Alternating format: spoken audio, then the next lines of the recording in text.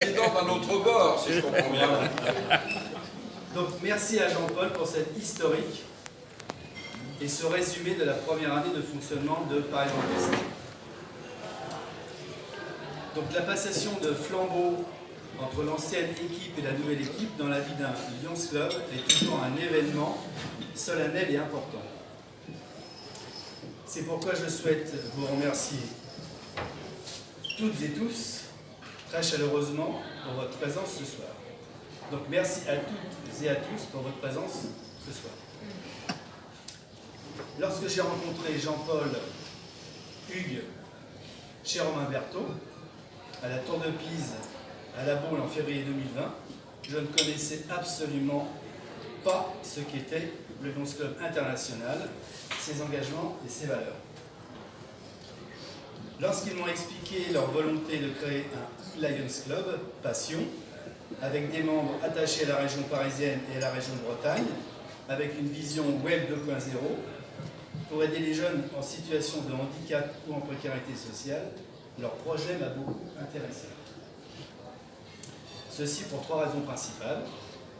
Mes expériences personnelles par rapport au monde du handicap. Je ne développe pas, mais vous pourrez me poser des questions si vous voulez. Pourquoi? Donc mes expériences personnelles par rapport au monde du handicap.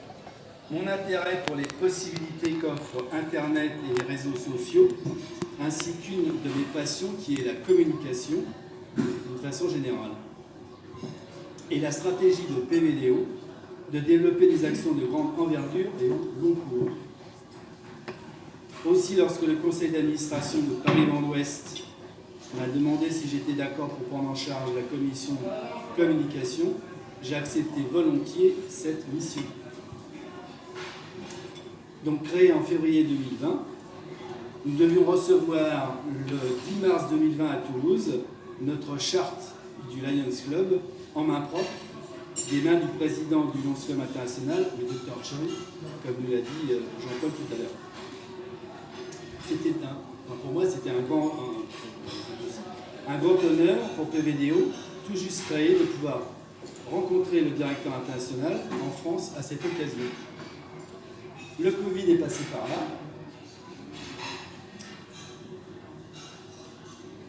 Et la fermeture des espaces aériens empêchait le président Choi de venir jusqu'à Toulouse.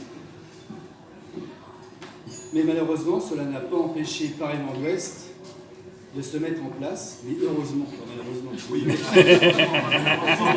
Ça c'est pour voir ce qui se fait. Mais heureusement, cela n'a pas empêché Paris Grand Ouest de se mettre en place tout au long de cette année, malgré le confinement.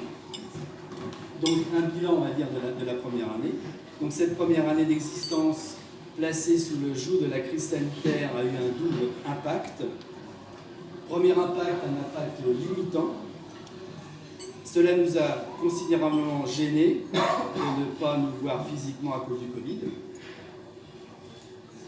pour en fait mieux nous connaître et bâtir nos actions pour les jeunes en difficulté, que ce soit en handicap physique ou en précarité sociale. Un impact positif, cela nous a permis de développer notre vision Web 2.0 en utilisant notamment la visioconférence pour faire nos CA et en développant aussi notre visibilité sur les réseaux sociaux. Donc malgré les confinements et les couvre-feux, des initiatives pour faire connaître PVDO et son objectif ont été de développer tout au long de cette année 2020. Donc à nous. Désolé. Maintenant, nous entamons notre deuxième année d'existence et c'est un grand honneur pour moi de conduire PVDO pour cette année 2021-2022. Donc, je souhaite articuler l'activité de Paris Grand Ouest autour de 4 axes principaux. Donc, la communication, le recrutement, développer les actions de PVDO déjà engagées et celles aussi du futur. Donc, pour rappel, en 2021, c'est l'année du cheval à la Baule. Donc le centre équestre de la Baule avec l'achat de l'équilève comme nous l'a expliqué Jean-Paul. Également au mois de septembre le village des métiers à la Baule. Les causes du Lions Club international On va développer aussi une foire aux livres, des ventes aux enchères, un championnat de jeux électroniques pour les gens en situation de handicap. Ça, c'est notre ami Damien qui va s'en occuper. PVDO Around the World, désolé pour l'accent, avec Patrick. Et des financements d'équipements auprès d'associations impliquées dans le monde du handicap, telles que les Joëlettes, achat de scooters ou vélos d'appartement.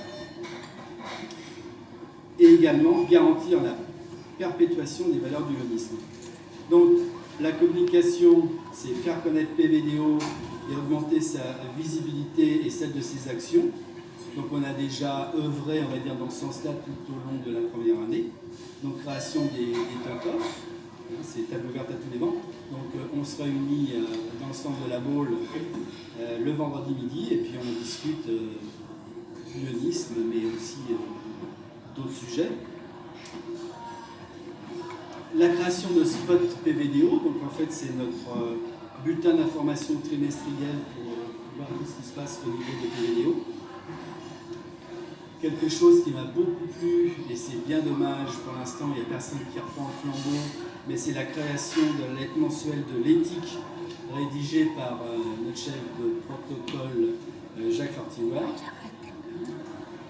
Et aussi tout ce qui est création d'un site internet sur Mayasos. Et la création d'une page sur LinkedIn, page PVDO. Et aussi une page sur Facebook. Donc ça, c'était pour la communication. Donc deuxième axe, c'est le recrutement. Donc l'idée, c'est de recruter des nouveaux membres pour stabiliser et pérenniser PVDO autour des actions qui vont être faites. Troisième axe, c'est garantir la perpétuation des valeurs d'humanisme et de service. Donc le leitmotiv du Longscope, c'est international, c'est là où il y a un besoin, il y a un lion.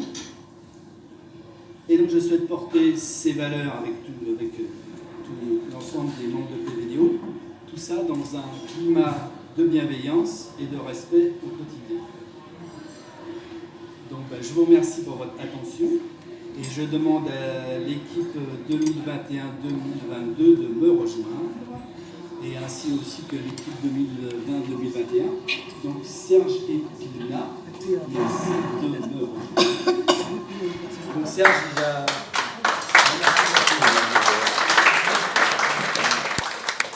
Serge, il a l'immense honneur de faire le secrétariat au niveau du club. Jean-Yves, et sa veste. Trésorier, référentiel, président de la commission juridique des affaires et finances. Oh là là.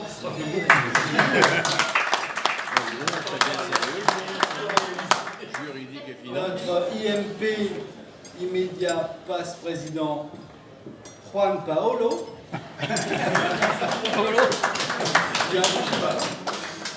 Donc il est aussi président des effectifs pour cette nouvelle année. Patrick Dureflé, notre Lions guide.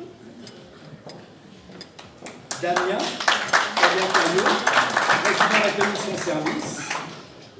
Et Stéphane Tournier, président de la commission informatique. Voilà, donc tout le monde est là. Et puis de l'équipe de l'an dernier aussi. Chef du protocole. C'est exactement ce que j'étais en train de penser. Bien, on vous attend.